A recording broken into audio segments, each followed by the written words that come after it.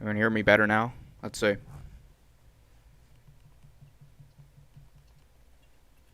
We're going to see.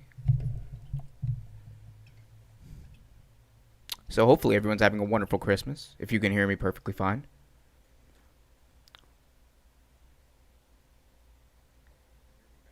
All right. It looks like you guys can hear me. Again, sorry for the technical difficulties early, but welcome to this very special edition of Real Take Sports Talk. I am live here on Christmas Day. I'm going to be talking a lot about the Vikings and Saints game that's going to be taking place tonight. Of course, the Saints and Vikings are playing with some playoff implications on the line, at least for the Saints. The Vikings a little bit, but we're going to see what happens there.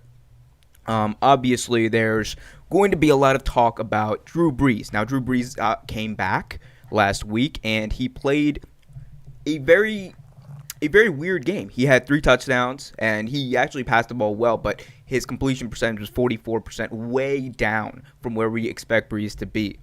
And part of that, I think, is because of, one, just coming back from the injury, coming back from the rust, and 2, obviously, they were playing a Chiefs team that it's weird. Their offense sometimes is their best defense because their offense is just so good when they click. They're so good at getting out there, getting in front, and being the dominant force that they are in the NFL. And I truly do believe that that hindered Drew Brees a little bit. And I'm not saying that the Saints offense is bad. The Saints offense is very good. The Saints offense is still one of the best in the league. That doesn't mean, though, you can go out there off an injury and expect everything to be the same, especially when you're playing the best offense in the NFL, arguably the best offense in NFL history. That's to be seen over the next few years. But all that being said, I will say that Drew Brees' injury and him just coming back from that injury, it says a lot about the man. It says a lot about who he is, and especially at this stage in his career, it says a lot about his fortitude, how strong he is mentally and physically to be able to come back from an injury, come back from a collapsed lung. He's like 40 years old. Dude has 4 kids, and he comes back from a collapsed lung, and then he comes out, and he's still top 10 quarterback. At this point in his career, he's still one of the best in the league. A lot of people like to say, "Oh, well, Drew Brees is over the hill. Drew Brees is this. Drew Brees is that." I mean, if all you have to do is really look at the numbers. I'll do that for you. Look at the numbers. This year, Drew Brees, 2020. Drew Brees has 7-3 as a starter. He's 7-3, 21 touchdowns, 4 interceptions. Does that sound like a person who's, over the hill? Does that sound like someone who doesn't know what he's doing? Does that sound like someone who doesn't have the talent to play in the NFL? No.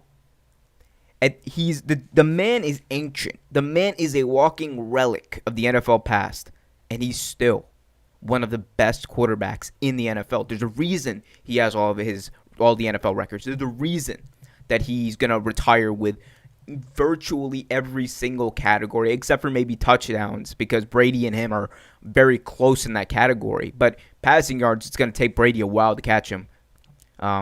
Completion percentage, I don't think anyone's going to be able to really do that until maybe Pat Mahomes. Probably. He's probably the closest one. And there's always been this talk. Drew Brees is probably, people like to say Drew Brees, he's never won an MVP. The dude is by far the best player in NFL history never to win league MVP. I don't want to hear the talk about, there was, no. It's Drew Brees.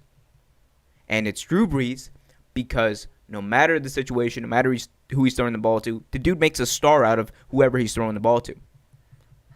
Someone like Michael Thomas. People like to say Michael Thomas is a top 5 wide receiver. Top 10, maybe. It's only top 5 because Drew Brees is there. He only broke the receptions record because Drew Brees is there. He only has the seasons that he has because Drew Brees is his quarterback. Otherwise, Michael Thomas, damn good receiver.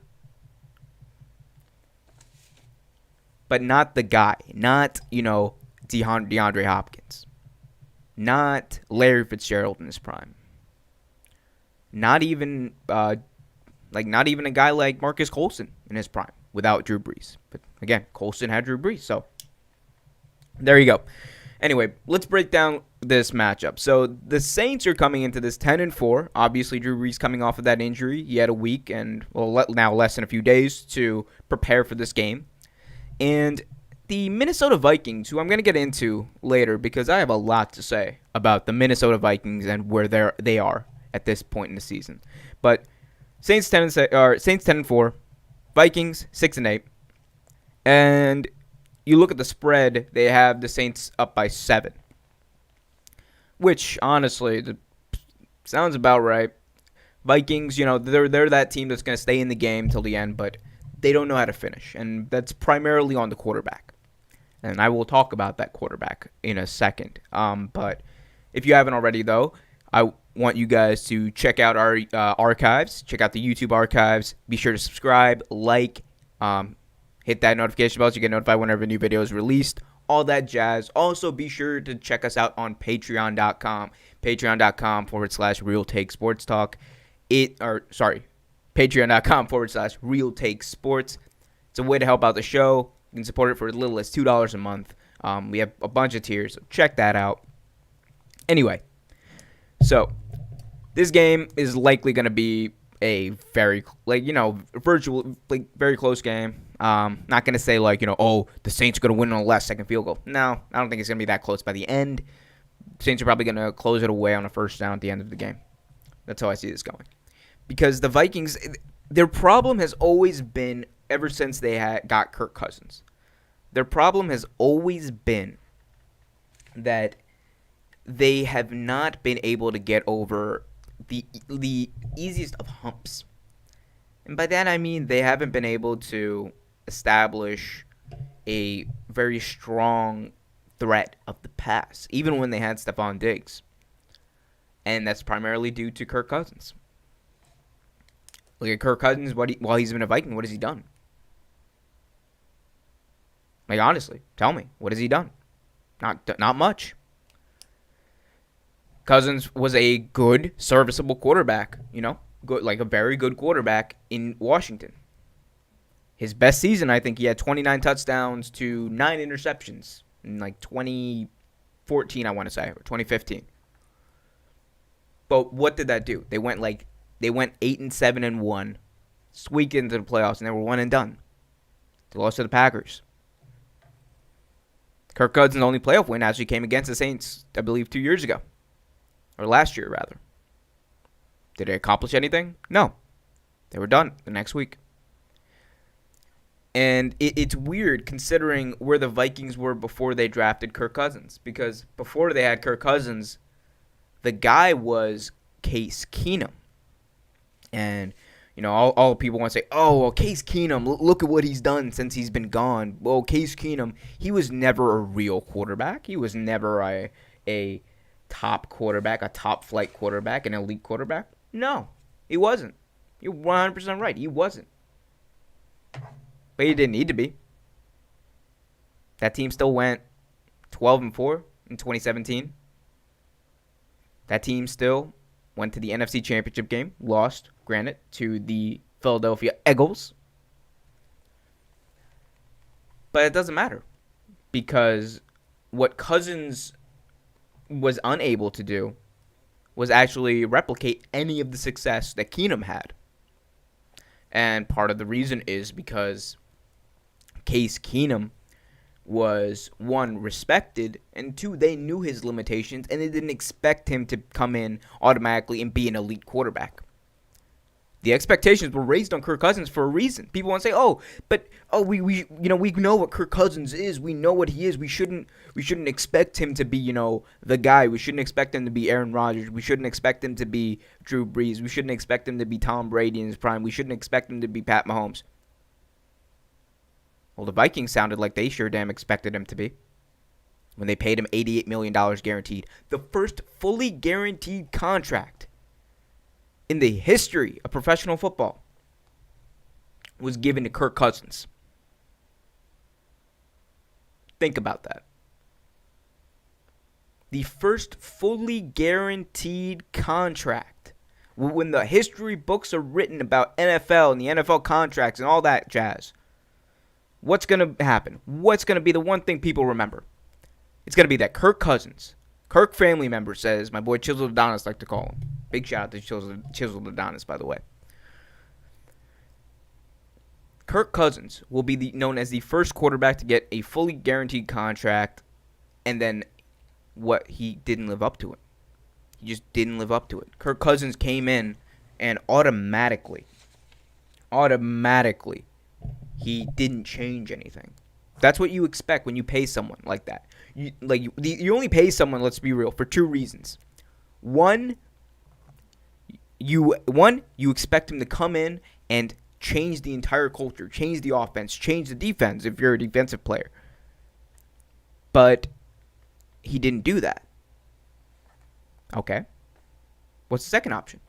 Second option, dude came in, played for your team for a while, won a Super Bowl, won an MVP, showed that he is an elite quarterback, went on a good run. Like Joe Flacco, probably a good example of this. Flacco came in to Baltimore.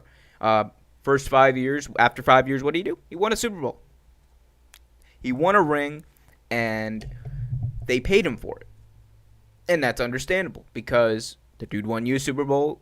The expectations were there that he can win.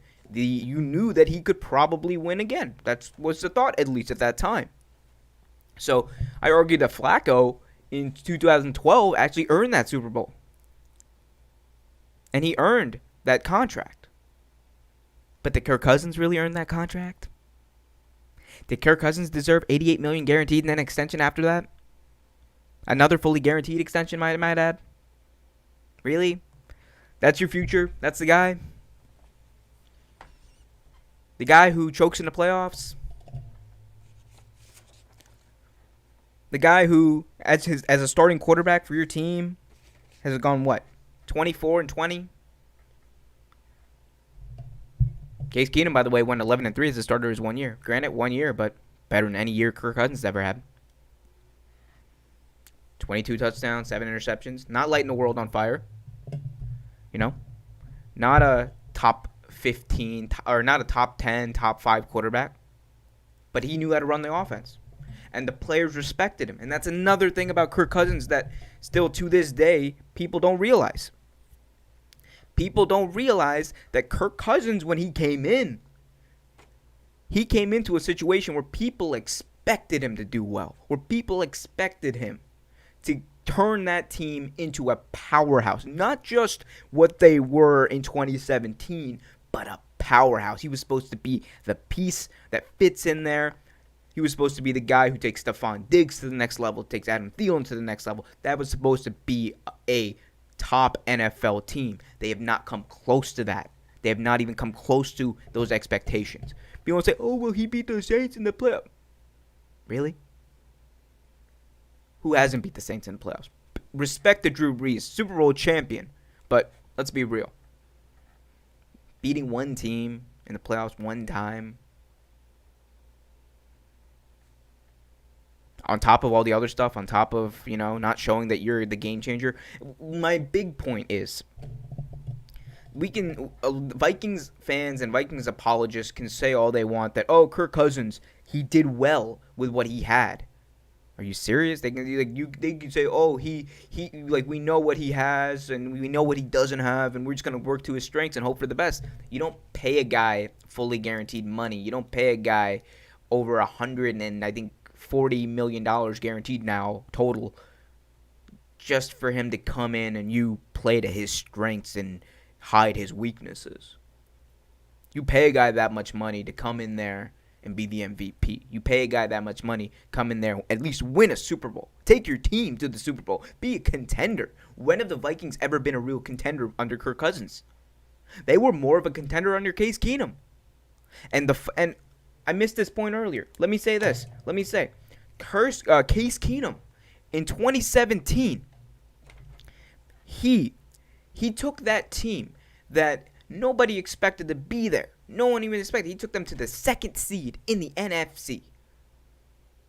Case Keenum, clutch against the Saints. Oh yeah, he beat the Saints too. You can say you want to say Kirk Cousins, he beat the Saints. So did Case Keenum. We all remember the miracle in Minneapolis. Diggs sideline touchdown, in the words of Joe Buck. We all remember Case Keenum being in doubt every week that he was going to be the starter. Nick Wright was on FS1 every week. Well, I don't know if Case Keenum can be the starter. He's a serviceable quarterback, but they should go back to Teddy Bridgewater. Love Teddy Bridgewater. He wasn't touching Case Keenum that year. Anyway, my point is, and I keep on skipping this, but the last point I will say about Kirk Cousins and why he, to this day, has not earned the respect of his teammates and earned the respect of the NFL community at large is because the dude ran away one of the best players the Vikings have ever had in Stephon Diggs. He ran him out of town because Stephon Diggs knew after one season, this guy's not the guy. He's not the guy to get me a ring. He's not the guy to get this team a ring. He's not the guy who's going to do it. So he left. And he said, fuck it, I'm out. I don't care. Trade me to the Rams. Trade me to Buffalo. Trade me wherever. I'm out. I don't want to be here. And that was primarily because he, one, didn't have a good relationship with Case Keenum. And two, Case Keenum couldn't get him the football in the way it was expected of him. Because Case Keenum was expected to come in and be an elite quarterback. But he wasn't. It was never that. Case Keenum was an average to above average quarterback. Okay? I'm sorry. He's Ryan Tannehill. That's the best comparison I can give. He's Ryan Tannehill without the legs. And you ran him out of town. At least with Case Keenum, a guy like Stephon Diggs knew, okay, I'm not going to get fed the ball like I really should be. But at least we'll win. At least I know that this guy, one, I respect him. Two, I know that he can at least get me the ball when it counts. And at least we're winning games with this guy. And you want to look at it from another point of view. Just take the salary point of view. You spent $88 million the first 3 years on this clown, Kirk Cousins, if you're the Vikings front office. Spent $88 million. And what did you get? You got a monster eating up your cap is what you got. You got this dude getting paid with a shit ton of dead money. Just eating up cap room, and which makes it incapable, which makes you incapable of going out and trying to get better pieces. Which makes it hard for you to re-sign players that might be up. So Kirk Cousins, all these Kirk Cousins apologies, I don't want to hear it. The dude's a good quarterback. I'll give you that. He's a good quarterback. He's not the franchise. He's not the guy you build around. He's not even. The thing is, people like Joe Flacco and Eli Manning get a terrible rap in the NFL community. They get a bad rap because people like to say, well, their regular season stats are just so bad. But when it counts, when it really counts in the playoffs, those guys know how to win. Flacco won, I think it was 8 road playoff games in his career, NFL record. Eli Manning went on the road twice and on 2 runs in the Super Bowl. These dudes are clutch. Kirk Cousins is not. Anyway, back to the game. So, the Vikings are playing right now for their playoff lives. And for those of you who don't know, let me just recap where we were in the beginning of the show. New Orleans Saints 10-4, and the Minnesota Vikings coming into this game 6-8. That is an abysmal record, and an abysmal chance. They have an abysmal chance to actually make the playoffs this year. They need a lot going right. I believe that the Vikings need to win out, and they also need a lot of help. They need Arizona likely to lose out, and they also need Chicago to probably lose out or lose one or two. And it's going to be hard. It would take a debacle for them to make the playoffs, and a debacle by the Cardinals. I'm not saying a debacle by the Chicago Bears, because unfortunately, the Bears, they're the most inconsistent team in the NFL. Kind of like how Mitch Trubisky is the most inconsistent quarterback in the NFL. But we'll get to that on another day. Anyway, Vikings' chances of making the playoffs, basically, win out. You need some help. You need a lot of help, but win out. That's number one thing. Mike Zimmer, is a great coach. That's part of the reason why this team, I think, even under the mediocrity that is Kirk Cousins and his leadership, I think Mike Zimmer is one of the only bright spots that exists for this team, because he really doesn't take well to like losing, right? He doesn't take well to this idea that we need to rebuild or anything. Mike Zimmer, even his worst years, fighting every single time. He's one of the most underrated coaches in the NFL, and it's a damn shame he hasn't had the playoff success to back it up, because the dude is a damn good coach. There's a reason he's still in Minnesota. Now, was he involved in the decision-making that led to Kirk Cousins? I don't know. I hope not. Let me not get distracted by Kirk Cousins. In case you guys don't know, I hate Kirk Cousins. Before I get to preview this game, guys, remember to check out us on Facebook and Twitter. Facebook.com/Real Take Sports. Twitter. Twitter.com/Real Take Sports. Also, be sure to check out our Patreon. Support the show, helping it grow. Patreon.com/Real Take Sports. Little as $2 a month. You can make a huge difference for us. Also, get a shout out in the podcast and everything. Also, be sure to subscribe, hit that notification bell so you get notified whenever a new video is released, and smash that like button, because I'm a YouTuber, and that's what YouTubers are supposed to say. Anyway, so Vikings and Saints on Christmas. Anyone else think it's weird that the Saints and the Vikings have to play on Christmas, but no one else does? It's weird. It's weird to me. Like how does that? You're a football player, right? And I'm not saying they shouldn't have Christmas games. It's whatever, right? But it is kind of weird if you're a player, right? Like, you're expecting to be with your family on the holidays and that kind of stuff, and then just no, you're just gonna be working out, practicing, probably puking by the end of practice, and then go and playing a game. And yeah, it's kind of weird. It's kind of weird, especially during COVID. Kind of weird. I don't know. I just felt like saying that. Let me send a quick text, because I have a life outside of sports, guys. I'm sorry. Some people don't. Big shout out to my boy Andrew from the podcast. Love you, by the way, ONC. But I do. I have a life, and I like to think that, being around loved ones and texting them and letting them know that I love them, and friends as well, matters. Those type of things matter. So on this Christmas day, take a moment out of your day to say thank you and I love you to your family.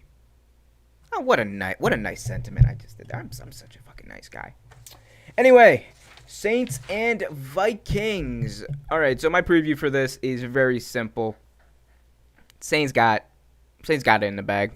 If the Saints lose this game, then they really don't deserve to be the number one seed. That's what it proves. And I think if they lose this game, actually, Green Bay might actually just run away with it, and they'll get that bye, and then it'll be history. And the playoffs will go through Lambeau.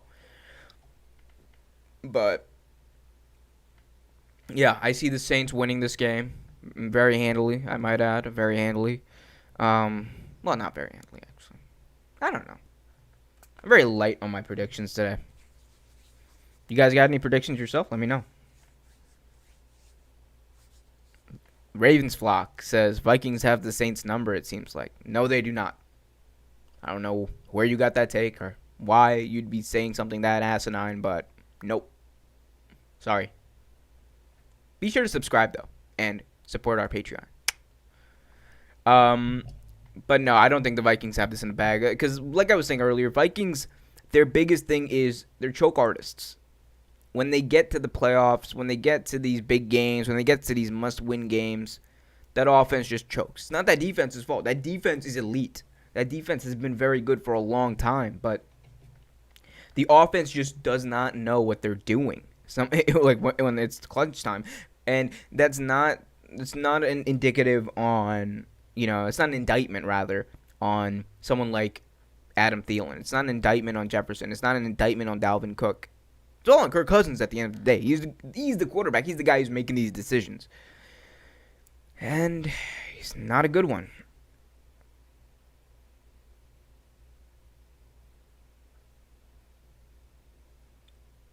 And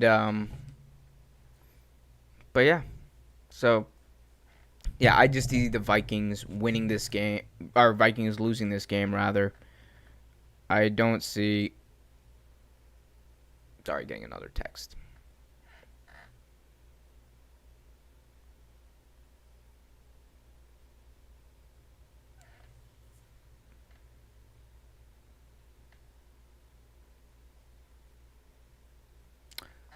Again, hope you guys are having a very good Christmas day.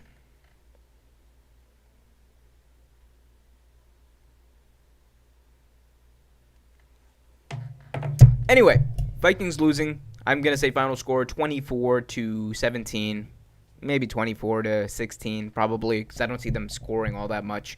Dalvin Cook is going to be the workhorse in this game. The dude has over 1,000 yards already. It's going to be interesting to see if the Saints can get I almost said Shinsuke Nakamura. It's going to be interesting to see if the Vikings can get Alvin Kamara, not the professional wrestler Shinsuke Nakamura.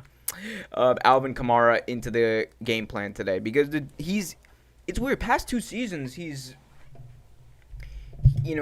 really hasn't been the the running back that people expected him to be. He's been very good and at times elite, but he's shown off that skill. But he's either been injured or the offense has been like hindered by Drew Brees not playing, so he hasn't had his entire game plan. He hasn't had his entire the entire offense around him. So it's going to be interesting to see if they can get him going because he's going to be important in the playoffs, especially with Drew Brees coming off this injury. He's going to be important in the playoffs. You could if you're able to feed Kamara the ball, if you're able to get him involved early and get him involved through screens, especially, which it's weird. I don't see the Saints being as effective with screens with Kamara as they used to be. They split him out wide a lot, and that tends to work, but it's weird that he's not as involved in the screens and he's not as productive in those screens. So it's gonna be something to watch. I think the Saints are gonna do a good job of that today, especially against this Vikings team.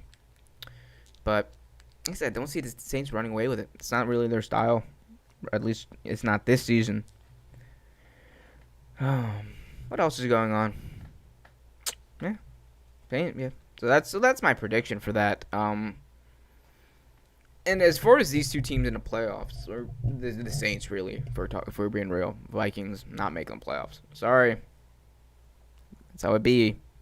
But the Saints, I think the Saints, they're going to be that team that surprises people because when you're talking about Super Bowl contenders, you're talking about the Packers, talking about even the Buccaneers, which is weird to me because Tampa Bay has a worse record than the Saints. If you're talking about Super Bowl contenders, you're talking about them. You're talking about Seattle. You're talking about obviously out of the AFC the Kansas City Chiefs. You're not hearing a lot of people talk about the Saints, and I truly do think that's strange. I think the Saints are a team playing amazing defenses. You're way better than they have in years past, and Cam Jordan is just a monster on the edge at getting to the quarterback. He's that leader of that team, fearless leader of that team. I think he's going to play a huge factor in today and going forward. But that defense is just playing lights out recently. And it's going to be hard, I think, for people to really, play up against that defense. I think the Packers are going to have a hard time playing against that defense. I think, I believe, who was it? I think the one time they actually got shown up was against the Rams, right? Yeah, the Rams on Monday night. They lost. Wow, they lost by a lot there. Or no, not well, by a lot in Saint standards. They lost 34-24, but that's pretty good. And I mean, yeah, I mean, see, and that's another thing. So that was early in the season, and people like to say, oh well. They like to point at that. People like to point at one thing in the season and say, oh well, that's the weak point. That's the weak one. And there's this idea that that I really believe in. There's this idea that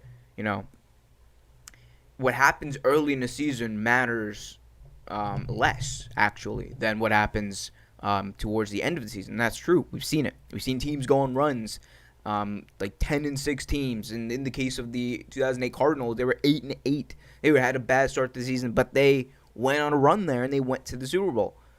Same thing happened in 2012 with the Baltimore Ravens.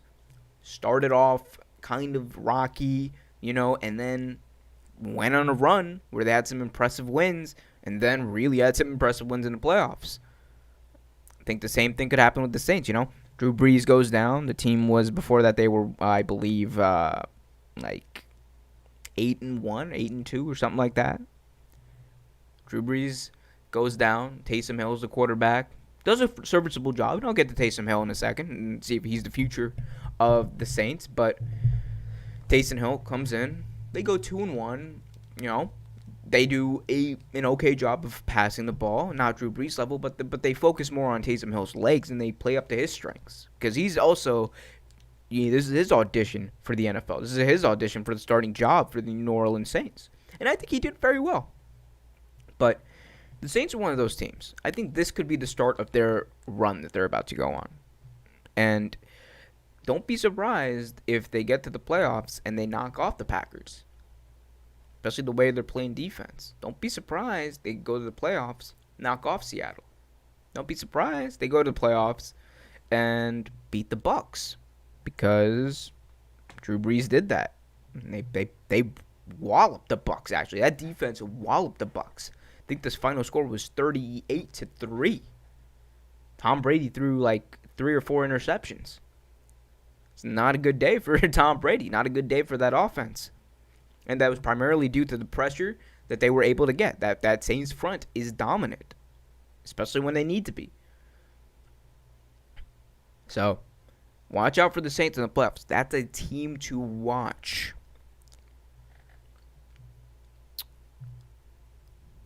Yeah. It's a team to watch. Vikings in the playoffs. If they get there, I don't see them doing anything. And then again, that's like, I think their probability, according to Kornacki, the wise and the wonderful Steve Kornacki from NBC Sports, I think their percentage to actually get in is like less than 2, which is kind of abysmal when you think about it. I guess that they need Chicago to lose 1 at least, and then they also need Arizona to lose out, and they need to win out. There's a lot of factors, especially if you're a Vikings team that started the season 6-8 and it's not playing really all that well. I'll tell you one 6-8 team though that might actually make the playoffs and host a playoff game. That is the Washington football team. Washington football team, of course, was in the news this week. First round pick Dwayne Haskins, who visited a certain gentleman's establishment, is how I'll put it, in the district, and he without a mask, I might add. So he was caught on video, and that made the rounds on social media. And I thought that was, when I heard that, I thought it was kind of overblown at first, but then I kind of took took everything into context where we are actually in the world. And you're an NFL player. Your team's relying on your quarterback. You're not just a player. You're a quarterback. You're the guy who the ball is primarily running through. Starting quarterback's out. Alex Smith, we don't know when he's going to come back. We don't know the extent of that injury. He might be back in a week. He might not. He might be back by the playoffs. And that's if they make the playoffs. So, you take all that into factor. Then you take into account COVID. You take into account that we saw what happened to a team like Baltimore when a huge COVID outbreak happened and they lost a lot of key position players. They were essentially playing with practice squad, people they signed off the street. And look at the Broncos when their quarterbacks all got out, when their quarterbacks were all ruled out. They had to start a wide receiver at quarterback. That could if Dwayne Haskins goes down, or if he somehow contracts COVID, then that entire offense it's even in a worse position than it already is in, because you'll likely have to start Tress Way or someone at quarterback, or I don't even know who they'd start. Corn? Gibson? I don't know. Who would they start? Tell me. But at the end of the day, you can't look at it as, oh, well, he made a mistake. But it's a fucking big mistake at this time. It's a pretty big mistake. Because not only was he not wearing a mask, not only was he at this establishment in close proximity to people, not only was he likely the only starting quarterback they had. I mean, otherwise they would have to go to think their backup is like Taylor Heineke, sorry. Yeah, and he's been around to a bunch of teams, hasn't really done much. You don't know how good he's gonna be, but your team's relying on you, and you do something like that. Like, come on, man. That's the thing about leadership, and I get that when people are talking about leadership. I get that more now, because real leadership isn't just on the field. Real leadership is leading by example. Don't put your team in positions where you're gonna be ruled out for some silly reason like that. That kind of stuff, if you really want to do it, can wait for the off season. All right, if you really want to do it, wait till the off season. Right now, your team is in the playoff hunt. It's not like you're the Jets. Sam Darnold does that. I mean, it's not going to make much of a difference. That team's not going to the playoffs. Your team has playoff implications on the line. Your team has playoff implications on the line. You're the only thing basically stopping that team from potentially losing. So, come on. You just got to grow up, and I get that. And I think Haskins knows that. He knows that. He's not ignorant to the fact. I think that was just immaturity. You got to remember, the dude is my age. The dude is like early 20s. He's a kid. He's a kid. Like, we all make mistakes. So, I don't think it's really indicative on him. I don't think that's an indictment rather on him. I don't think that's necessarily his career is over. No, he's not Johnny Manziel. He's not Josh Gordon. He's not one of those. Like, he's not habitually been promised at one time. You could argue that his play on the field has kind of led to a situation where he's likely out from that situation, but that's a whole different argument. Go Dolphins tomorrow night. Yes, Ravens flock. Go Dolphins tomorrow night. If you're a Ravens fan, which I assume you are by your name, go Dolphins tomorrow night. The Ravens need to win out, and they need the Dolphins to lose, or I believe they need Indianapolis to lose a game or two. Basically, they need one of those other wildcard teams that's not Cleveland to lose a game or two. So Indianapolis or Miami lose a game, and then they need to win out, and I think they're in the driver's seat to actually make the playoffs. And they're going to be a dangerous team. I'm not saying I'm biased. I will admit I'm biased. I'm a Ravens fan. But that team, the way they're playing now, it reminds me a lot of, especially this season, has kind of reminded me a lot of the 2012 season. Because, the team started off good enough, had some electricity early, and then we went on a rough patch middle of the season. And we lost 3 straight. We were 6-5 at one point after we lost to the New England Patriots in a game that, by the way, God did not want us to win. God did not want us to win that game, because on the last drive it poured down. It was insane, that downpour. And then as soon as the game's over, the rain was gone. That's a sign of divine intervention that we were not meant to win that game. So I was okay with it immediately. But the Ravens, they went they. So the thing in 2012, they had a similar thing where they faced adversity middle of the season. They fired their offensive coordinator, James Cameron, Cam Cameron, replaced him with Jim Caldwell, obviously, and then they came back and they went on a run and eventually won a Super Bowl. Very similar thing here. You didn't have anyone fired, but the COVID outbreak really hindered that team. It really stopped that team from winning winnable games, apparently. In the case of Pittsburgh, and this team could be, instead of being 9-5, they could be 10-4 right now, but they're not. And and this is a situation where I think adversity is good, though, because they faced adversity. They know what it feels like. It's kind of like a wake up call. Getting punched in the face. It's kind of like a wake up call. It's like, okay, I know what to do now. I've been to the bottom. I know what it feels like. I've gone through this. Here's how I'm going to improve, and I'm not going to be denied. And that's kind of the mentality that an organization like the Ravens has, and I think that's kind of what they thrive on. John Harbaugh is like that kind of coach. He loves adversity. Would he much rather have, a 14-2 season and go undefeated maybe? Yeah, probably, but I think he's not one of those guys who's upset that he has to play a wild card game. John Harbaugh is actually one of the best playoff coaches in recent memory. Ravens are one of the best playoff teams in recent memory. So to say that they went through this rough patch and they're gonna be one and done in the playoffs. Lamar can't win a playoff game. No, I think I think people are gonna be surprised by that Ravens team. People are gonna be surprised by what they're able to do in the playoffs, because what you've seen in the past few weeks is not only Lamar being able to run, which of course we know that's the biggest threat that Lamar poses. But he's been different in the passing game, because Lamar's passing game, the question has never been about, can he throw the football?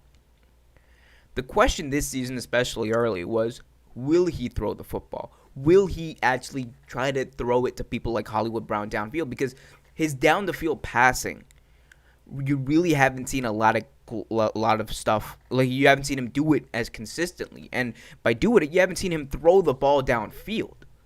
He's been doing these short slant routes. He's been doing, underneath routes to Mark Andrews and Willie Snead and Boykin and the like. But you haven't seen him make those elite passes that he was making last year, because he didn't really attempt them towards the beginning and the middle of the season. But I think that COVID was a wake-up call for him too.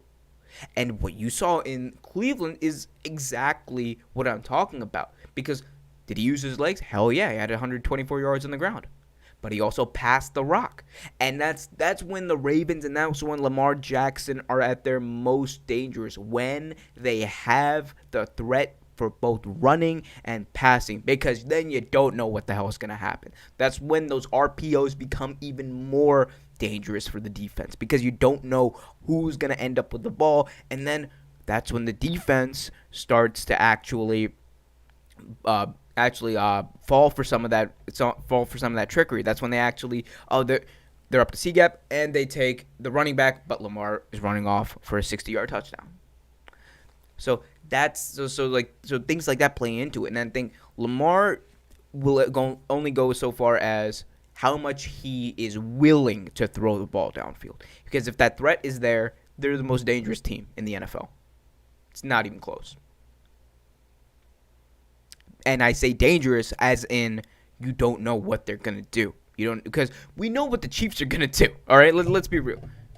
We know what the Chiefs are going to do. The Chiefs are going to throw the ball downfield. They're going to throw it underneath and down the field to Kelsey. We know what they're going to do. We know what Patrick Mahomes can do. Again, that's the best offense in the league. I'm not saying that the Ravens are the best offense in the league. There's a difference between being the best and being the most dangerous. Ravens, most dangerous because they can kill you with the run or the pass, and if they need to run the ball 40 times a game, they can do that. And if they need to run the ball for 300 yards in a game, they can do that. If they need to throw the ball for 300 yards in a game, Lamar sometimes has been proven to do that. But that threat of the run and the pass at the same time, when not being able to account for it, if you're the defense, that's what makes the Ravens the most dangerous team. And but again, they need either Miami to lose one, or they need Indianapolis to lose one. And Indianapolis, I think, has a big game coming up against the Tennessee Titans, who a lot of people, like me, picked them to go like maybe like 8-8, 9-7, maybe sneak in the playoffs. I was wrong.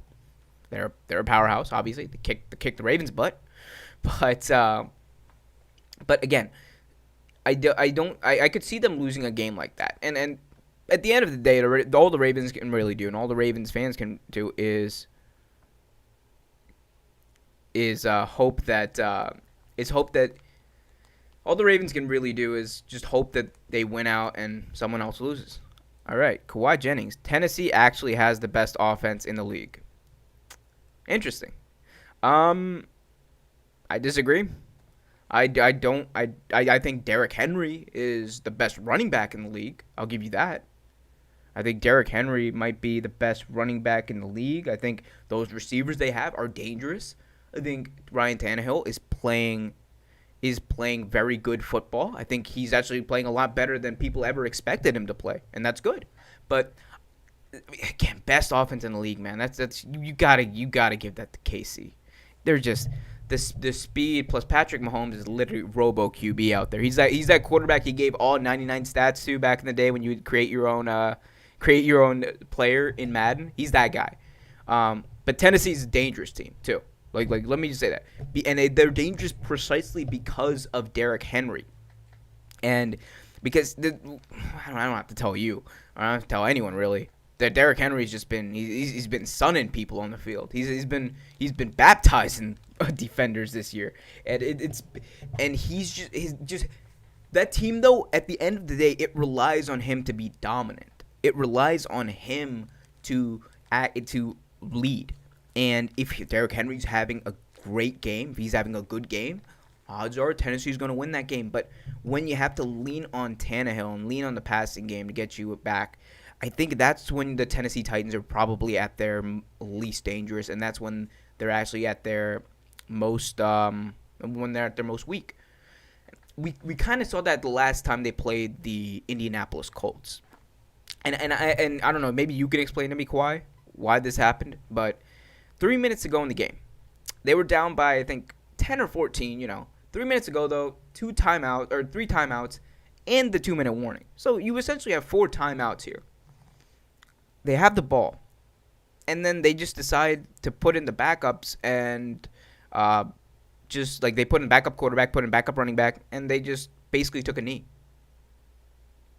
I don't get that. And part of the reason I think they did that was because they don't really believe that Ryan Tannehill at the end of the day can go down there and win.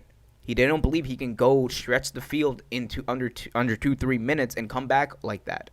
And again, he's playing. The dude's playing well. He has I think one of the best touchdown interception ratios in the NFL right now. But the Titans, man. But the Titans are just they rely. I think they rely heavily on Derrick Henry, and that's a damn good player to rely on. But I don't see them being the best in the league. And again, it depends on what you mean by best. Thank you, Ravens flock. Points per game, Titans and Chiefs both tied for 31. But again, best is just like the Chiefs' best. You could see it, and I think we did see it in the AFC Championship game. Sorry to bring up any painful memories, but we saw that in the AFC Championship game. It was when Ryan Tannehill needed to be the guy, and they were up in that game. And when they needed to close it out, they weren't able to, and Pat Mahomes was able to come back. And that's going to be the question. Just like people have questions about Lamar Jackson and his ability to win, his ability to come from behind. That's the question on Ryan Tannehill. Is he able to come from behind without relying heavily on Derrick Henry, without relying on Derrick Henry having 200 yards and having, a lead by now? I think the closest they ever really came to that, or showing that, was in garbage time against the Browns. But even then, that was garbage time, and they had essentially lost that game up until that point. So Yeah, but Tennessee's an interesting team. If their formula, they're and again they're kind of like the Ravens I thought were last year. If their formula of running the ball, actually, um, like comes to fruition, if they're able to run the ball effectively in the playoffs and run the ball effectively against those teams and keep the ball away from someone like Pat Mahomes, like they did in the first half of that AFC Championship game. That's the winning recipe for them, and that's what can help them go on a run and help them win, I think, in the playoffs. But to say that they're the best offense would mean that on all levels of the game, or on the levels that make the most difference in a game, they're the best. And I just don't see that passing game being up to level with their running game. Again, it's no indictment really on the receivers. It's all at the end of the day on Ryan Tannehill. Kawhi Jennings again. Just too many injuries at that point for Tennessee, especially in the secondary. They're getting way too many injuries in the secondary. Like that defense. That's the thing. That defense was really good in the beginning. Like that was really good. I thought they were gonna. I thought that was gonna be really there, and that's also the reason why I don't see them that offense as dangerous, because they also don't have that defense to bail them out anymore, and that's like part of the reason why I think Ryan Tannehill is even more of a crutch for them, really, because he when you have that many defenders go down, when you have your secondary depleted as it is, and the other team's going to take advantage of that. A team like KC especially is going to take advantage of that in the playoffs. When you have that, the onus falls on the quarterback, and if you're not able to stop them on defense, then what are you going to do? Ryan Tannehill, good quarterback, but he's just not the guy, like I said. But yeah, no, that secondary, I think next year they could actually do a lot more damage when they get healthy. And Derrick Henry, Derrick Henry will probably come back and be the machine that he is. One thing I think is gonna be talked about a lot though is that contract you guys gave Tannehill. I think it was $100 million for 4 or 5 years, something like that. But that contract was a monster. And granted, who else was there to really get? But I don't know, man. Ryan Tannehill, $100 million. Hey, 2020, baby. Anything can happen. Ravens flock. They still have Alex Smith there and 10 to 11 wins. They were winning the division before Pat Mahomes got there. I don't know who you're talking about. You talking about the Titans? I don't think they play in the same division, but I mean, Alex Smith though. Alex Smith, one of the best stories in the NFL this year, inarguable. And before I go off on that, guys, remember to subscribe, hit that notification bell so you get notified whenever a new video is released. New podcast drops every single week. Get full-length episodes of our podcast on Spotify, Apple Podcasts. Also, be sure to check us out on Patreon if you can, for as little as $2 a month. But Alex Smith is really the he's like, I said this at the beginning of the season.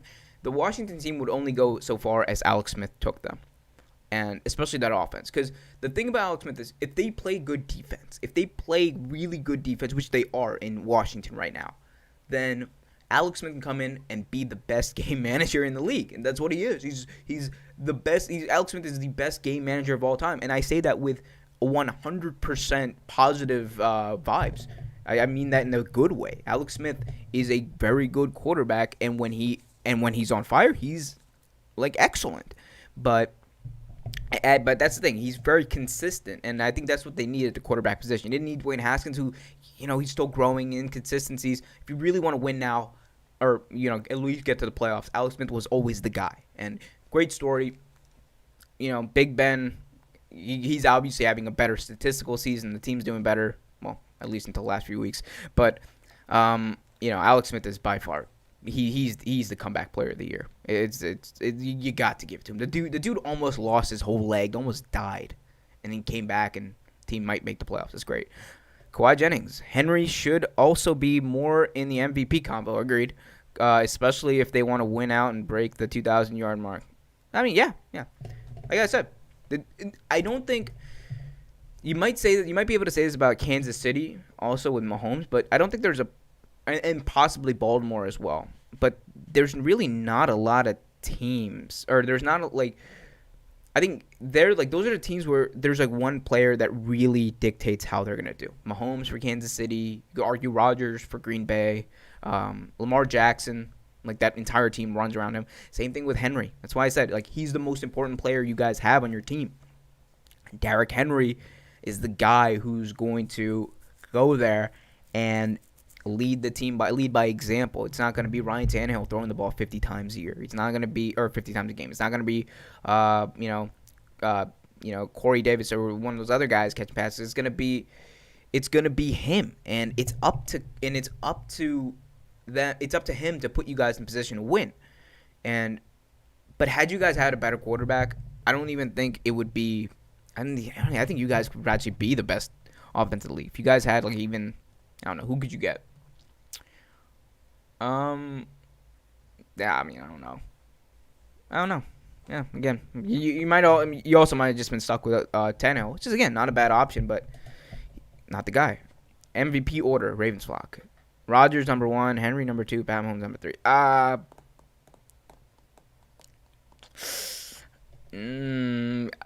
Reverse that. I would say Pat Mahomes number 1. He's just so far and above the best player, and he means the most to his team because without him, like that offense is just stagnant. Again, do have Matt Moore come in, and you expect him to come in and play like Henry again, extremely valuable. He's like he's the guy. If he's the franchise. It's not the quarterback. He's the franchise in Tennessee. Rodgers, again, having a great season. Has a lot more help than people actually thought in the beginning of the season. Like you look at the weapons that Rodgers had. People like to complain, oh, Rodgers has no one to throw to. He's got a few guys. You got Devontae Adams. You got Scanling. You got I think they still have Jimmy Graham, if I'm not, or Mercedes Lewis, who is again he's not Mercedes Lewis in the past, but still out there catching touchdowns. Greg Tunyon, the tight end that they have. They have Aaron Jones in the running back position. So they have guys around him and that help him. But it's just oh man, Pat Mahomes just the way he takes over a game just makes him the MVP this year. And Henry does that too. But the problem with Henry is again, it's just he just can't be the guy to bail them out. You know, he like not like a quarterback. He just can't be that person to bail them out when they're down, and that's the crutch he has as a running back. But if he won, I wouldn't mind actually. I when Adrian Peterson won in 2012, I was actually behind that because he was by far the most valuable player. But if Henry does eclipse 2,000 yards, that's when I think it's going to be a lot closer between him and Mahomes, and if he finds a way to in the last 2 games actually break the record, which statistically could do. We've seen Derrick Henry do that kind of stuff before. I could see him winning. What works against Mahomes is the narrative if it comes down to it. Rodgers doesn't have anywhere near the weapons and play caller that Pat Mahomes has.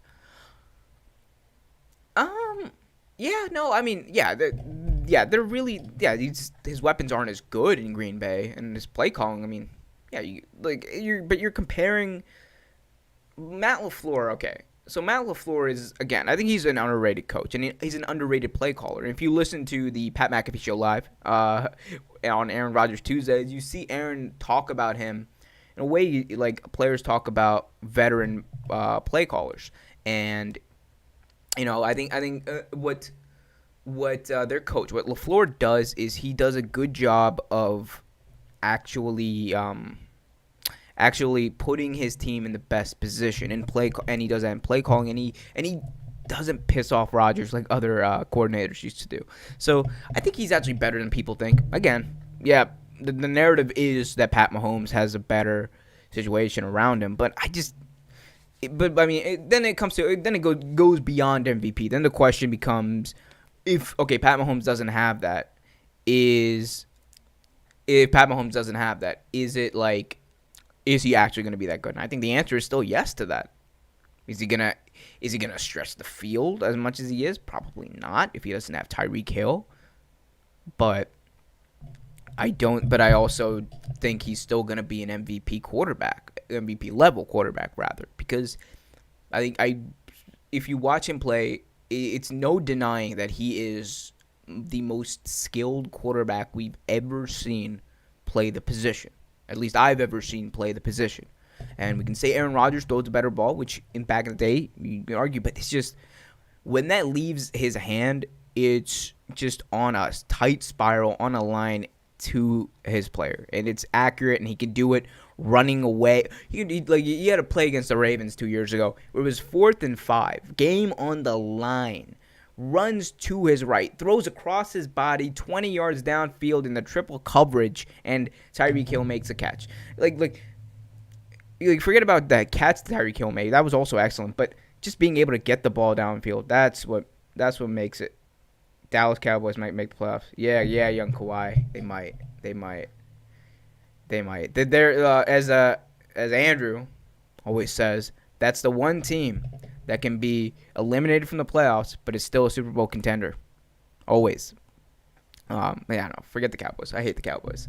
I actually don't like talking about them. I explicitly in our production meetings, unless we have to talk about them, I don't talk about them because they get way too much coverage as it is. I want to give coverage to the people who don't get the amount of coverage that they deserve. Like people like Gardner Minshew. I even have a whole segment called the Minshew Moment on the podcast and on our YouTube videos, where we talk about Minshew because he's also one of the most underrated quarterbacks in the league.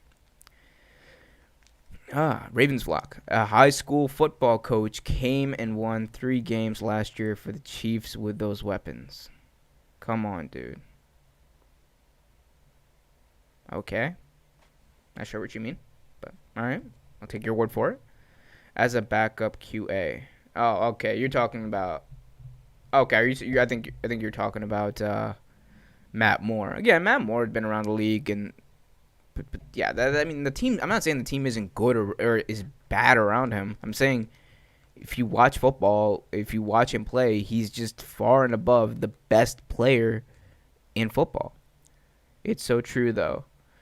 If Jerry's boys make the playoffs, they're automatically a dark horse. Andrew, is that you? I'm sorry. You just sound way too much like Andrew. Andrew, is that you? Also, the name Kawhi kind of gives it away, if it is.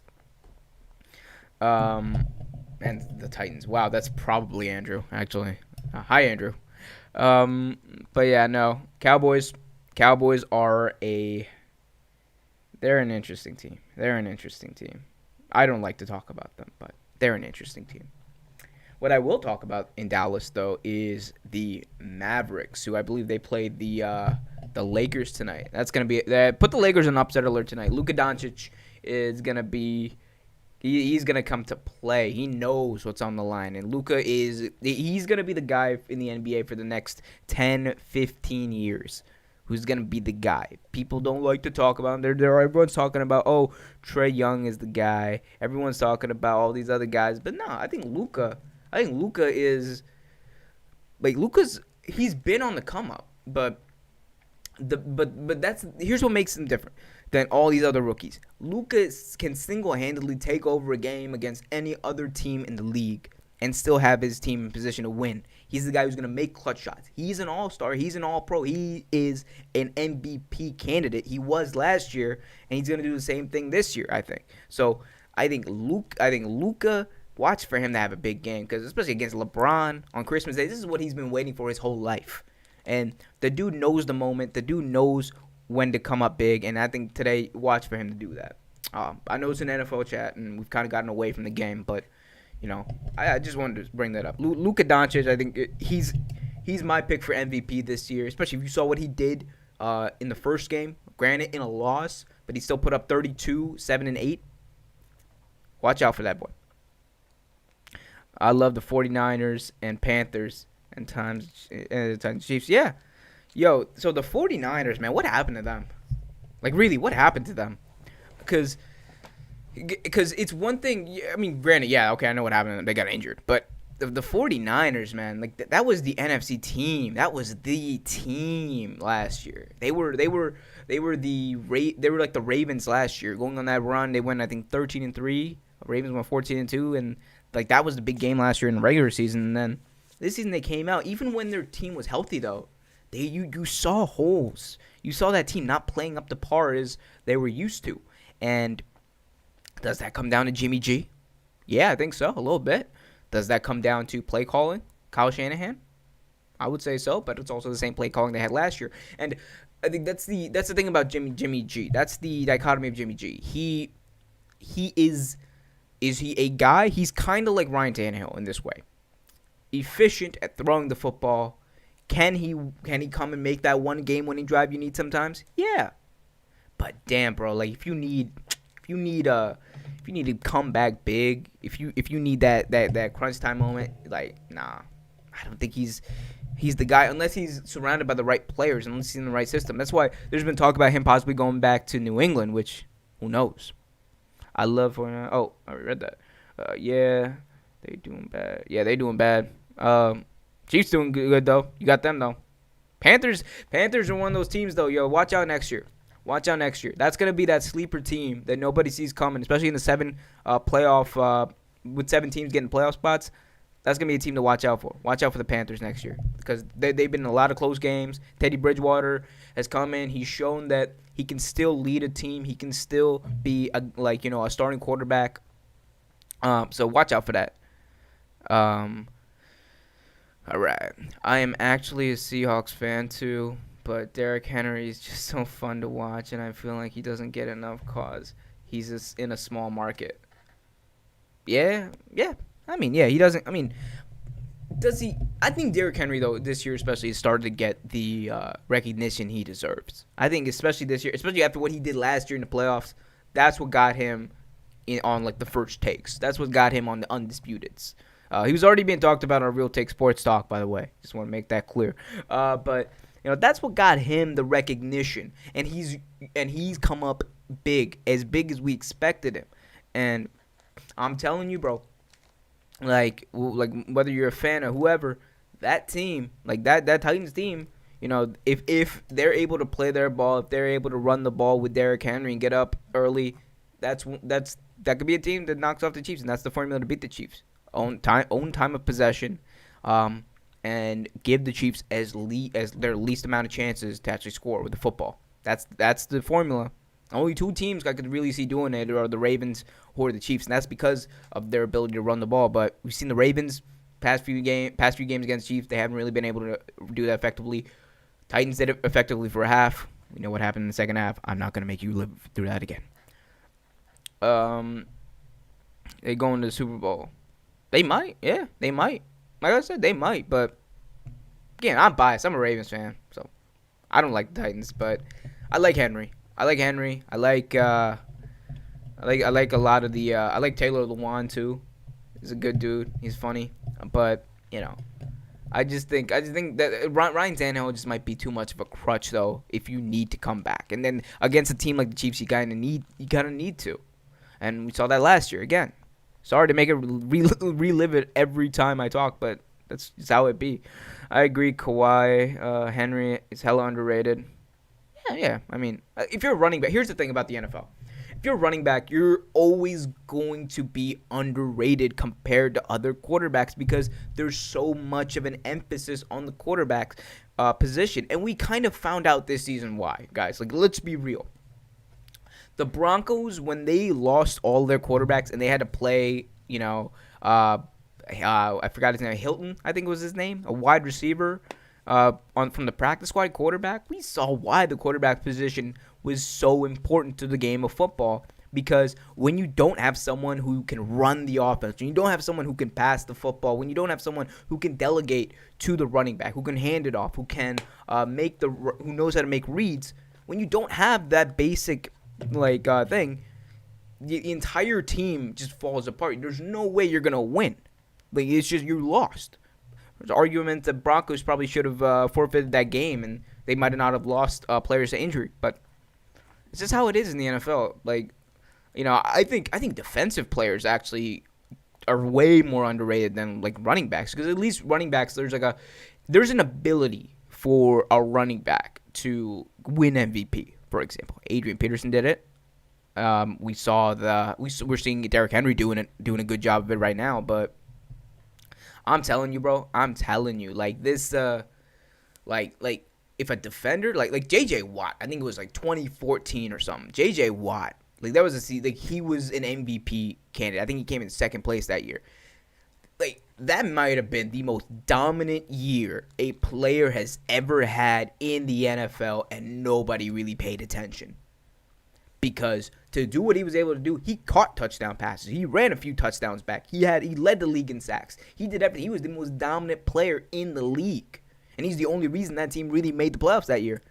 But again, there wasn't a lot of emphasis on. There was no chance he was actually going to win because the emphasis is on the quarterback position and on offense more so because he's a defensive player. But remember that. But look back to that J.J. Watt season. I think it was like somewhere between 2012 and 2015.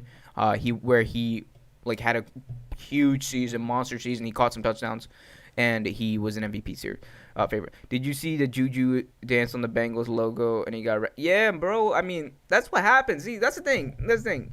You know, Juju's like my age, right? He's the early 20s, but son, you can't be dancing on people's logos.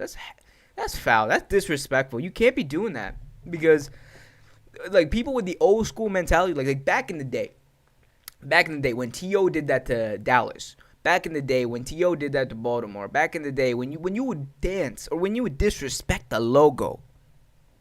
That old school mentality is, I'm going to pop you in the mouth. That old school mentality is, I'm going to kick your ass. That's what that old school mentality is. And a lot of players, like AFC North teams especially, they still have that old school mentality just because of the culture of their teams. So I'm not surprised that the Bengals were able to do that. I'm not surprised that the Bengals were able to pull that off. Like I know some players like say, oh, it's not a huge deal, you know, it doesn't really matter, it's all fun. Stuff like that. No. There's a reason why John Harbaugh against the Titans went out there and he said and when the Titans players were dancing on the logo, when they were like, you know, whatever, disrespecting the logo, there's a reason he went out there, his little ass went out there and tried to fight Vrabel. There's a reason that happened. That's because you don't do that when you got that old school mentality. And it's just like, and with Juju, I don't see harm in dancing, right? Like the dancing isn't the problem. If you're gonna dance though, like at least T.O. when he would go and dance, he would do it after he scored a touchdown. At least T.O. when he would mock the Ray Lewis dance, he would do it after he scored a touchdown. Like Juju has more TikTok videos of him dancing this year than he has like receiving yards in a game. Like his best receiving yards in a game. That's a problem. That's a huge problem. Like if you're going to act out like that, if you're going to like, you know, act a fool, if you're gonna like, if you're gonna hype it up, you're gonna like do all that, you gotta back it up. You can't do that. You can't just go out there and be like whatever, you know. All right, let me get some of these other questions. What do you all think about the Jets coaching job? I mean, they kind of made that job a lot less desirable, honestly, than it was before. Because, like, yeah, that's the thing. They had to go 0-16 to get that number one pick. Because the Jags are actually that bad, too. But, yeah, no, that job that might be actually one of the worst jobs available this year. Because you don't even have, like, Trevor Lawrence to look forward to. Yeah, Justin Fields is a good quarterback, you know. He like really good quarterback. I don't want to discount Fields, but like Justin Fields is gonna come in and be a Pro Bowler, be like has that potential to even be an MVP player one day. But like Trevor Lawrence is the guy who's gonna come in and change your franchise.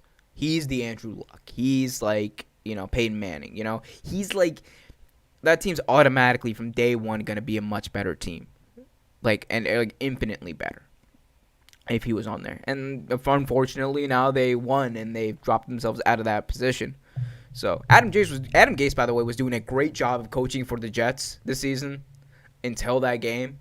And I think the Jets MVP should have gone to Greg Williams, y'all. He did more for that team on one play at the end of that Raiders game than anyone on that team has done all season. So big shout out to Greg Williams. What do you think about Buffalo and Josh Allen? Because he's definitely proven. Hell yeah, bro. Josh Allen. Okay, like that's the thing about college football too. Like Josh Allen, if you saw him play at Wyoming in college, yeah, stats never jumped off the page to you. No, they would never, because but that's the thing. It's not all about stats. It's about when you see the player. How does he throw the football? Does he throw it with velocity? Can he throw it downfield? Does he throw it accurately downfield?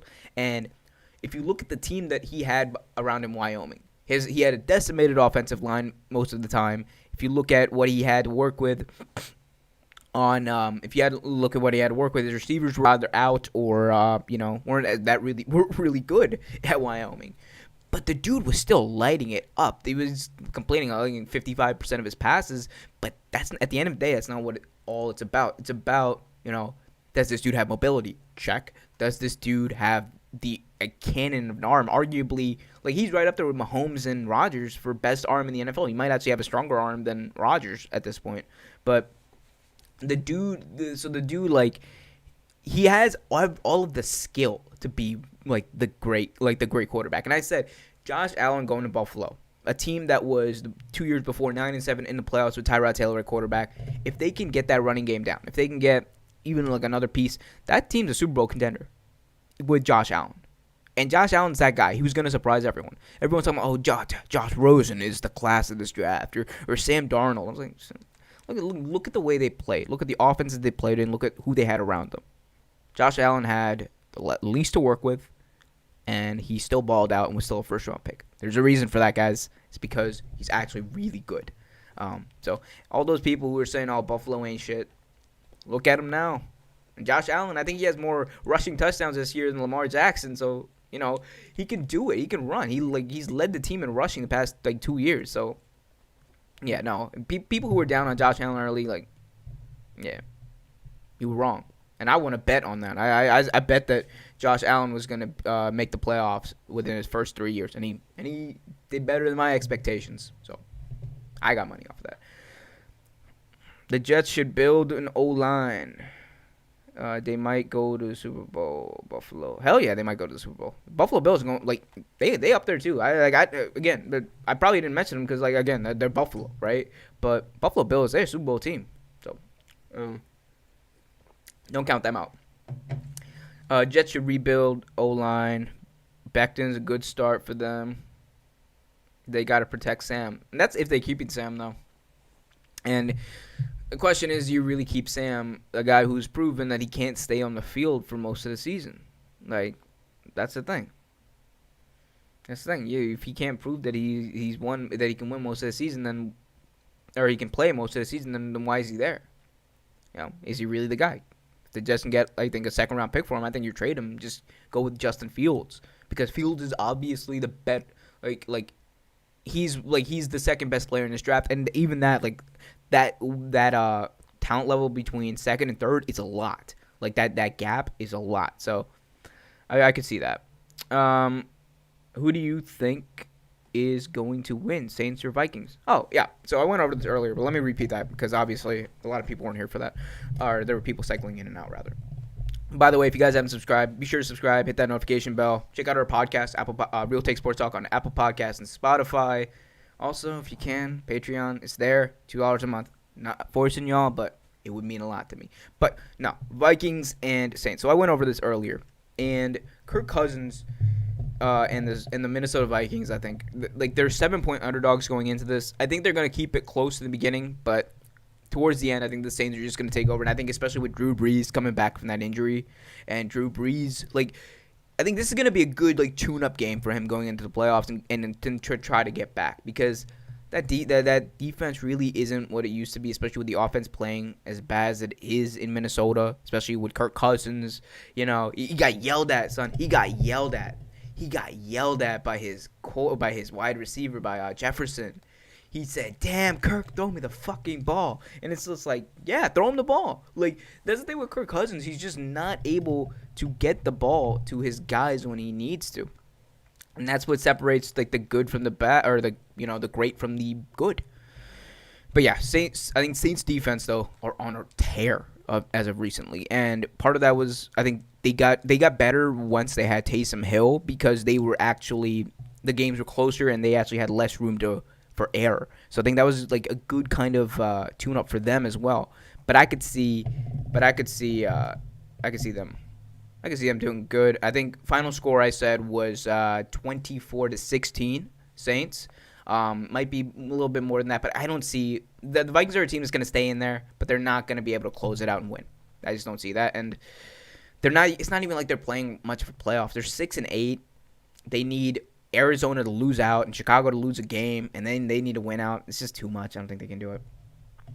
Drew's age has been shown the past few games, though.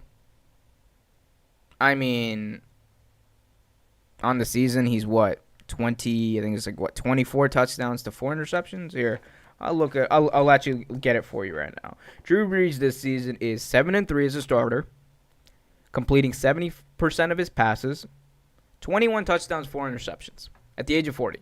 Okay, you can say that he's fallen off a cliff, right? Everyone's, oh, he's fallen off a cliff. Why doesn't he have 30 touchdowns and 4 interceptions? Like, okay, 21 touchdowns, 4 interceptions in 10 games is pretty good. 70% completion percentage, especially after a game. Last game, yeah, he completed 40% of his passes. People forget he had 3 touchdowns in that game. So Brees is fine. He's like he's still one of the top. Like he's top. He's at least top 7 in my book of quarterbacks, and he's elite. He's still elite, and like games on the line, like you're fine. You're like more than fine with Drew Brees at the end of the day. So. Yeah, I don't think his age matters. We know this is likely his last season. So he's got nothing to lose. He's got nothing else to prove. He's going to retire with all the stats. He's going to retire with, I think, everything except for touchdowns because him and Brady are still like fighting for that every week. But, passing yards, passing percentage, passer rating, he's got that in the bag. So he's got nothing left to prove. He just wants a ring when he goes out, and that's fine with me. All right, Justin Jefferson is a baller. Should get Offensive Rookie of the Year. Yeah, he's up there. I think that kid, what's his name? Chris Robinson, though, from Jacksonville. Doesn't get a lot of talk either. And he's, like that's a terrible, people need to remember, that's a terrible Jacksonville team. Offensive line, terrible. Wide receivers, what the hell is a DJ Chark? Gardner Minshew and Robinson are probably the only 2 players on that entire team worth a damn. And Robinson, undrafted rookie, comes in, has 1,000 yards rushing. Like I think he has like 400 yards receiving or something like that. Leads that team in touchdowns. I think he's in the conversation too. So I mean, if you haven't looked him up, I think Chris Robinson is his name, I believe.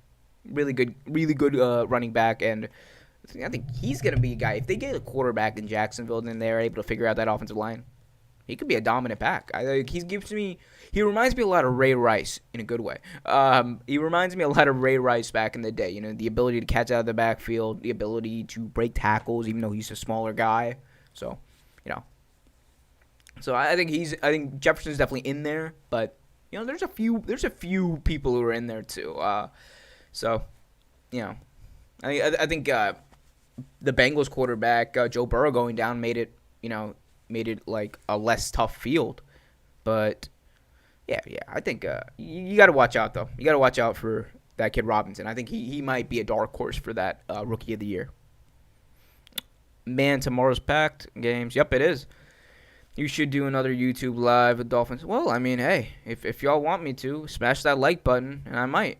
And we'll see. We'll see if we can get other people to come in, too. Because today's Christmas, so I was the only one who was available. As you can see, my very nice Christmas tie. Got Santa on here. But don't have a hat, though. I just got a red hat. Don't worry, it's not a MAGA hat, guys. It's a Nats hat. Still defending world champions, by the way. This past MLB season didn't happen. Don't care what anyone says. Nats are still the defending world champions. Dodgers, never heard of them. Like, we will always be the defending world champions until a real season of baseball happens. All right.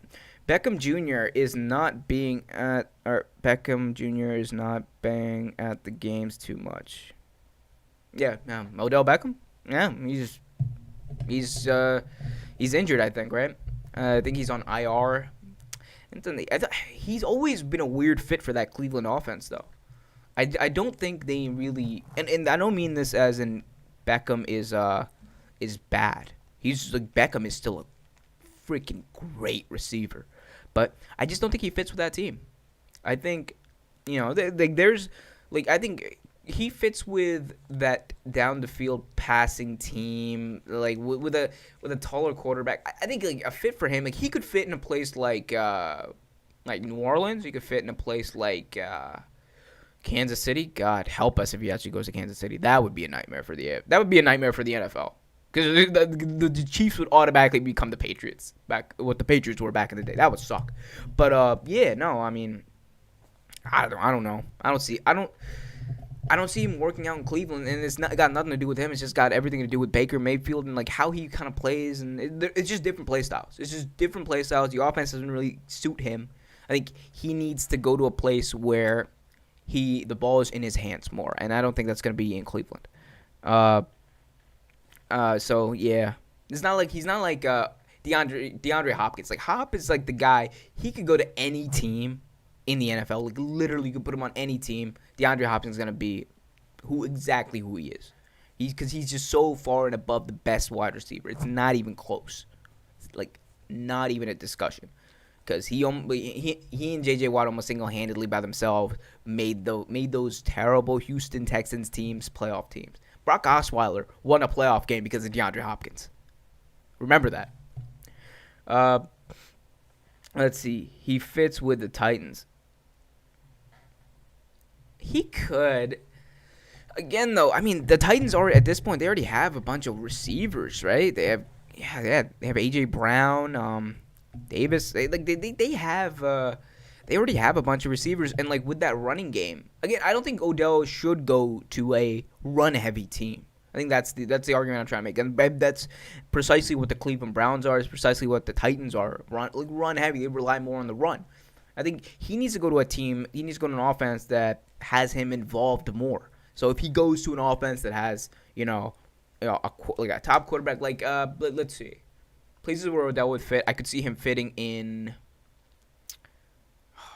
Here we go. Put it on the spot. I could see him fitting in like Las Vegas. That's a place I could see him fitting in. I could see him possibly with a Derek Carr, a quarterback, not with Mariota, but Derek Carr, a quarterback. He would do very well. I could see him fitting in with the Dolphins potentially. Actually, yeah, the Dolphins. Yeah, I could see him fitting in with the Dolphins. I could see him fitting in with the Packers, especially. Like the Packers, I think that would be actually a perfect fit for him. And that would be a perfect fit for them, too, because Aaron Rodgers would finally have, he has Devontae Adams. He has Devontae Scantling. But he would have the guy. Buffalo, yeah, I thought about that. Maybe. Odell in Buffalo would be interesting. I don't know if he gets traded to an interconference opponent like that, especially. Well, I mean, again, the Browns aren't really the smartest organization in the league, so I could see that happening. But who knows? We're coming close to game time, everyone. About to be 4:30, I believe, is game time. Correct me if I'm wrong. Any last-minute questions? Because I think I'm going to sign off in a minute. And again, if you haven't already, remember to smash the like button. Hit subscribe, hit that notification bell so you get notified whenever a new video is released. We have weekly podcasts available on Spotify and Apple Podcasts. But yeah. So just check those out. Let us know any questions in the comments. So any last minute questions, I'm more than happy to answer right now before we go off the air. Jackson is making the Ravens go up with no. Yeah, he is, bro. Yo, Jack. I mean, that's the thing. Lamar Jackson. He's like that guy. That team will go as far as Lamar Jackson takes, because the entire offense is predicated on Lamar Jackson's ability to read the defense, to know when to hold the ball, to know when to pass the ball. So I think that's the. I think at the end of the day, that's they're going to go as far as he takes them, and I think this year he's going to take them far. I think the adversity, COVID, it's made Lamar hit a new gear. I think he's going to at least win his first playoff game this year. They might go on a run. Watch out for the Ravens this year. Who wins the college football playoff? Clemson. I might be biased. I'm a Clemson fan, but it's going to be either Clemson or Alabama. And I think this is going to be the year where, this is going to be like another one of those years where Clemson and Alabama face off in the national championship game. And Trevor Lawrence kind of proved in that Notre Dame game, in the ACC championship game, that he wants it. He wants to win. If like he showed up, he balled out. That team balled out. ETN had a great game. So I think Clemson right now is the favorite. I don't see Notre Dame after that loss to Clemson doing that's who they face. Um, but yeah, he really fast. Yeah, Lamar is really fast. Fastest player in the league. Like ain't like people say he's faster than Tyreek Hill, man. Like I would believe it. Like if you put him in like a a straight like 40-yard dash, I could see Lamar winning that. People say he might be the fastest player to ever come out. You know, is he faster than like people like Iman Figueroa? Is he faster? People nobody knows who that is, but he was like this really fast dude. Is he faster than Michael Vick? Yeah, people do think that. So I know he's hella fast. At the end of the day, he's fast. Why did Brady leave the Patriots? He was done. He was just done with. I think he was sick of Belichick shit. I think there was a thing that came out in a book that somebody wrote, where they quoted Giselle as saying like, you don't like. I think the quote was, she was talking about the way that Bill Belichick refers to Tom Brady, the way he treats Tom Brady, and she said, you don't treat an elite quarterback, a future Hall of Famer, the greatest quarterback of all time, as Johnny fucking Foxborough. I think it was already there, the tension between those two. I think Brady just wanted to do it his way. I think that's what it came down to. Brady's at the end of his career. He knows he's the greatest of all time. He had an out in his contract for a reason. He put it there for a reason. I think he just wanted out. I think he just wanted to go, and he just wanted to see if he could do it by himself. And that's to be seen. They're a playoff team right now. The Bucks are, but I think the Belichick way. A lot of people say that it's hard. It's really hard to do that every year in, year out. And you got to give it to Brady. He's been able to do that for 20-plus years. And then he finally said, I've won 6 Super Bowls with this guy. Love him, whatever. We're the greatest coach and quarterback combo of all time. But at the end of the day, I have things I want to do. I have a few more years left, and I want to be able to say that win, lose, or draw, at least one time, I did it in a manner where I controlled everything. That's the reason why they brought in Antonio Brown. That's the reason why they brought in all these other people. Do you see my don't sleep on my Seahawks in the playoffs? I'm convinced this is Andrew. I'm not. Nobody is, really. I'm sorry I didn't talk about them, but I'm not sleeping on the Seahawks. I think Seahawks, as long as they have Russell Wilson, they're going to be fine. They're going to be they're going to be in a good position to win, I think. So, don't sleep on them. But yeah, I'm not sleeping on them. If they win the Super Bowl, I actually would be surprised if they won, because that defense is just I don't think you can match up against Kansas City though. I think they could get there, but I don't know if they're going to match up Kansas City. That's another thing. You need a defense that's going to be able to match up to Kansas City, and I don't know if they are the team to do that. But thank you guys for joining me on this live stream. I really appreciate it. Follow us at Real Take Sports on Twitter. I will announce whether or not there will be a live stream tomorrow by the end of today. There's a good chance there will be. So before those games, we'll preview the games, might do watch along, whatever, right? I'll answer questions, all that stuff. Be sure to, again, like, subscribe, hit that notification bell. Check out the podcast, Real Take Sports Talk, on Apple Podcasts and Stitcher, and Spotify, rather. Check out the Patreon again, if you can. And, yeah, just like us on Facebook at Real Take Sports Talk. Follow us on Twitter, all that jazz. I've been Omar Qureshi. Merry Christmas, everyone. Enjoy Christmas football. Enjoy Friday night football, guys. Enjoy Friday night football. This is great. We got Friday football, Saturday football, Sunday football, Monday football. Man, boom. It's a blessed weekend. It's a blessed weekend. Merry Christmas, everyone. Oh, last one. Did you see the Panthers guy who jumped on that guy and got a touchdown?